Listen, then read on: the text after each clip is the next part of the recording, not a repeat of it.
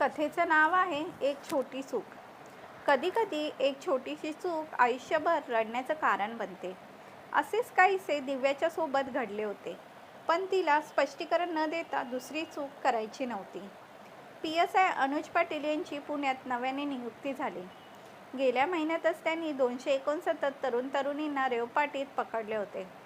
गणेश उत्सवात डीजे वाजवण्यास बंदी होती. अनेक स्पर्धा परीक्षा केंद्रावर ते मार्गदर्शन करत असत. तरुण PSI अनुजचे यूट्यूबवर व्हिडिओ पाहत असे. त्यांच्या चत्रासत्रांना तरुणांची गर्दी व्हायची. त्यांच्या करिअर सोबतच पाटील कुटुंबही त्याच्या लग्नाची तयारी करत होते. पुढच्या आठवड्यात अनुज कुटुंबियांसोबत मुलगी पाहण्यासाठी एका ठिकाणी जाणार होता. अनुजने हो म्हणताच एंगेजमेंट सोहळा पार पडणार होता. पटवर्धन यांची थोरली मुलगी दिव्या ही पाटील कुटुंबाला आवडली होती. दिव्या 4 वर्ष पुण्यातील वसतिगृहात राहून MBAचे शिक्षण घेत होती. पटवर्धन हे त्याच गावातील महाविद्यालयात प्राध्यापक होते. अशा प्रकारे ते दोघेही प्रतिष्ठित आणि संपन्न कुटुंबातील होते. मुलगा आणि मुलगी दोघेही उच्च शिक्षित असल्याने एकमेकांसाठी चांगले होते. एक प्रकारे मुलीच्या बाजूने होकारच होता. फक्त अनुजला सहमती देणं बाकी होते. अनुजच्या मामानेच हे नाते शोधून काढले. इतकी शिकलेली मुलगी तुम्हाला इतर कोणत्याही ज्ञात कुटुंबात सापडणार नाही. आम्हाला ज्या प्रकारचे कुटुंब हवे आहे ते लोकच आहेत, अनुजच्या आईला मामाने सांगितले होते. त्यांनी दिव्याचे खूप कौतुकही केले.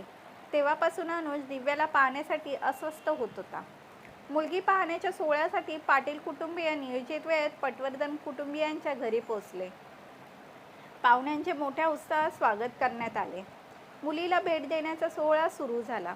दिव्या हातात दुपट्टा आणि चहाचा ट्रे धरून तिच्या हृदयाचे ठोके रोखून हॉलमध्ये प्रवेश केला. अनुजची नजर दिव्यावर पडता त्याचा चेहरा पडला. चहाचा कप त्याच्या हातात देताना दिव्याची नजर अनुजच्या नजरेवर पडली तेव्हा तीही थरथर कापली आणि घाबरून तोंड लपवू लागली.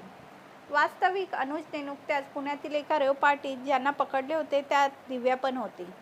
पण एका ओळखीच्या व्यक्तीचा फोन आल्यानंतर तिला तिच्या मैत्रिणीला सोडण्यात आले.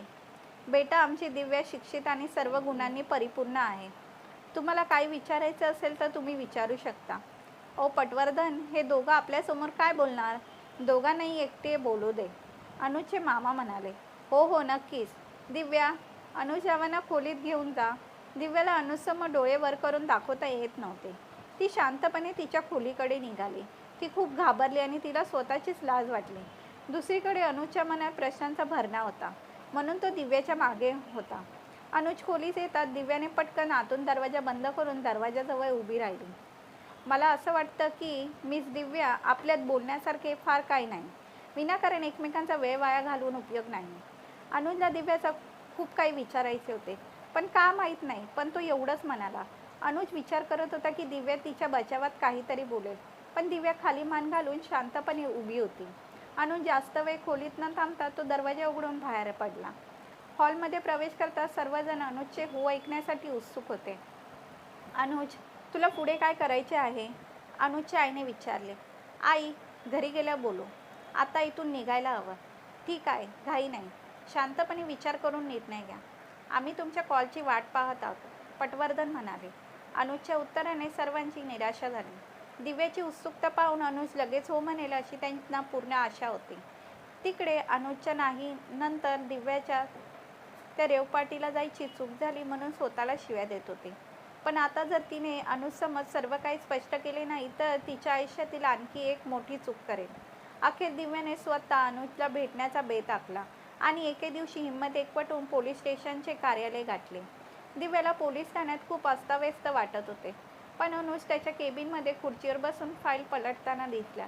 दिव्या घाबरून त्याच्यासमोर जाऊन उभी राहिली. अनुजलाही तिला समोर उभी असलेले पाहून आश्चर्य वाटले. मला तुझ्याशी काहीतरी बोलायचं आहे, दिव्या हिंमत एकवटत म्हणाली. बोल, अनुज तिला बसायला इशारा करत म्हणाला. कॅबिनमध्ये बसून लोकांसमोर कसे बोलावे हे दिव्याला समजत नव्हते. 2-3 मिनिटं शांतपणे उभी राहिली. अनुजलाही काहीसं अस्वस्थ वाटत होतं. कृपया आपण बाहेर बोलूया का? ठीक आहे. अनुजनेही बाहेर जाणे मान्य केले. दोघेही बाहेर हिरवळीत आले. तुम्ही माझ्याबद्दल काय विचार करत असाल हे मला माहीत नाही, पण माझ्यावर विश्वास ठेवा. मी काहीही चुकीचे केलेले नाही. मी 4 वर्षापासून पुण्यात शिकत आहे. माझे रूममेट अनेकदा रेवपाट्यांना जातात. मलाही जाणून घ्यायचं होतं की पार्ट्यांमध्ये नक्की काय होते, रेव पार्टी कशी असते. म्हणूनच मी त्या दिवशी त्यांच्यासोबत गेले होते. पण त्याआधी मी कधीच ड्रिंक केली नव्हती. तुम्हाला हवे असल्यास तुम्ही माझी रक्त तपासणी करून घेऊ शकता. तुम्ही पोलीस खात्यात आहात. तुम्ही माझ्याबद्दल सर्व काही तपासू शकता. माझ्याकडून चूक झाली, मी ते कबूल करते. पण मी वाईट मुलगी नाही, एवढेच मला सांगायचे होते. तुम्ही माझ्या घरच्यांना याबद्दल काही सांगितले नाही, यासाठी मी तुमचे खूप आभारी आहे. दिव्याला आशा होती की अनुज तिला थांबायला सांगेल, पण तसं काहीच झालं नाही. दिव्या जड अंतकरणाने घरी परतली. तिचे कुटुंबीय तिला अनुजच्या नकाराचे कारण विचारत राहिले, पण ती अनभिन्न होती. एवढं चांगलं नातं गमावल्याचं घरच्यांना खूप दुःख झालं. दिव्या घरी असल्याचं वाईट वाटले नाही, म्हणून ती परत हॉस्टेलवर आली. एके दिवशी वसतिगृहातील सर्व गोष्टी आठवून ती रडत होती. दिव्या पहिल्याच नजरेत त्याच्या प्रेमात पडली होती. तिच्या एका चुकीमुळे तिने त्याला गमावले होते. तिची अवस्था पाहून तिची दुसरी रूममेट तनयाला स्वतःवर नियंत्रण ठेवता आले नाही. अनुजा भेटून संपूर्ण प्रकरणाचा खुलासा करण्याचा प्रयत्न करणार असल्याचे तिने दिव्याला सांगितले. दुसऱ्याच दिवशी तनया अनुजच्या ऑफिस आणि पोलीस स्टेशनला गेली. नमस्कार साहेब, मी दिव्याची मैत्रीण आहे. मी तुमच्याशी 2 मिनिटं बोलू शकते का? हो, बोला. सर, मला एवढंच विचारायचं आहे की तुम्ही दिव्याशी लग्न करण्यास का नकार दिलात? मी म्हणते ती असभ्य असू शकते, परंतु ते आवश्यक आहे, कारण तुमचा निर्णय चुकीचा आहे. रेव पार्ट्यांमध्ये गेली तरी ती त्या मुलींसारखी नाही. आमची एक रूममेट रोज कोणत्या ना कोणत्या पार्टीला जाते. दिव्या ही मध्यम कुटुंबातील मुलगी आहे. तिला फक्त एवढंच वाटलं की एकदा जाऊन बघावं, रेव पार्टी आहे तरी काय, असं काय आहे त्या पार्टीमध्ये. पण आता ज्याला ती आजपर्यंत गेल्याचा तिला पश्चाताप होत आहे. आमच्या चुकीमुळे तुम्ही तिच्याशी लग्न करण्यास नाही म्हणालास, त्यामुळे मी खूप दुःखी आहे. तिच्या डोळ्यात अश्रू थांबतच नाही आहे. तिला मनातल्या मनात तुम्ही आवडायला लागलात. मी विश्वासाने सांगते की एक सून म्हणून ती तुमच्या कुटुंबाला कधीही निराश करणार नाही. पुन्हा एकदा थंड डोक्याने विचार करावा.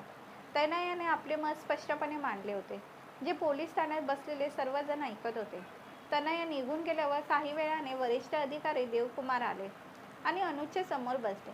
अनुजने त्यांचा खूप आदर केला. काय आहे संपूर्ण प्रकरण? देवकुमारने अनुजला गंभीरपणे विचारले. काही नाही सर. अनुज काही बोलू शकला नाही. मला थोडं माहीत आहे. तुझ्या आईवडिलांनी माझ्याशी फोनवर याबद्दल बोलले. प्रत्येकजण काही ना काही चूक करतो. याशिवाय तुमच्या कुटुंबियांनी मुलीची सर्व माहिती गोळा केली आहे. तुम्ही विनाकारण प्रकरण ओढत आहात. मला असंच वाटतंय. तुम्ही माझे म्हणणे ऐकाल तर एका प्रकरणाच्या तळाशी जा. काही दिवसांपूर्वी ती मुलगी तुला भेटायला आली होती, तेव्हा मी तिला पाहिले होते. ती मुलगी खरोखरच सभ्य आहे, असे माझे अनुभवी डोळे सांगतात. तिच्यासोबत जे काही घडले ते नकळत घडले.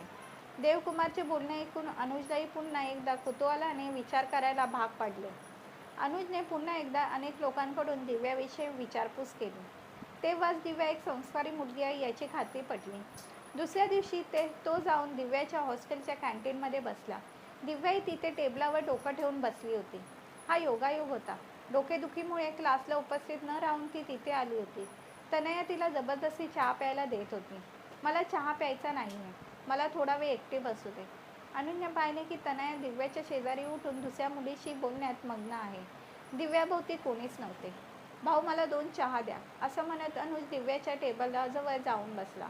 अनुजचा आवाज ऐकून दिव्याने मान वर केली. ती आश्चर्यचकित होऊन उभी राहिली. अरे, तू उभी का आहेस? बस, मी फक्त तुझ्याशी बोलायला आलो आहे. मी ती दिव्याला काय बोलावे ते कळेना. दिव्या, मी स्पष्ट बोलतो. मी तुझ्याशी खोटं बोलणार नाही. तुझा निरागस चेहरा आणि खोल डोळे मला पाहिल्यात नजरेत आवडले होते. पण मी काय करू शकतो? ती रेव पार्टी. बरं, आता हे प्रकरण सोडा. आता मी तुला काही सांगणार आहे ते लक्षपूर्वक आहे. सर्वप्रथम मी पोलीस अधिकारी आहे, त्यामुळे रडणारी मुलगी माझी पत्नी असू शकत नाही. दुसरे म्हणजे मला दोन्ही वेळेस घरी शिजवलेले अन्न हवे. अशा परिस्थितीत कधीही टिफिन तयार करावा लागू शकतो. तिसरी गोष्ट म्हणजे मला माझी बायको साडीत आवडते. चौथी, ती माझ्या आईवडिलांना कधीही दुखावणार नाही. पाचवी गोष्ट, देशसेवा माझ्या आयुष्यात प्रथम, कुटुंब दुसरे. हे सर्व तुला मान्य आहे का? आनंदामुळे दिव्याला काय बोलावे तेच कळेना. तिला लाज वाटली आणि ती स्वतःशीच हसायला लागली. अनुज हे सगळं तिला सांगत होतं यावर तिचा विश्वासच बसत नव्हता. मी रविवारी एंगेजमेंटसाठी तुझ्या घरी येतोय. अनु चहा पीत हसत दिव्याजवळ आला. तिच्या डोळ्यात बघत तो म्हणाला, तू मला अजून सांगितले नाहीस, तुला मी आवडतो की नाही. दिव्याने अनुजचे खोडकर डोळे समजून घेतले आणि लाजून आपला चेहरा अनुजच्या मिठीत लपवला. तर मंडळी, आजची कथा तुम्हाला कशी वाटली कमेंट करून आम्हाला नक्की सांगा. कथा आवडली असेल तर चॅनलला लाईक करा, शेअर करा आणि चॅनलला सबस्क्राईब करा. धन्यवाद.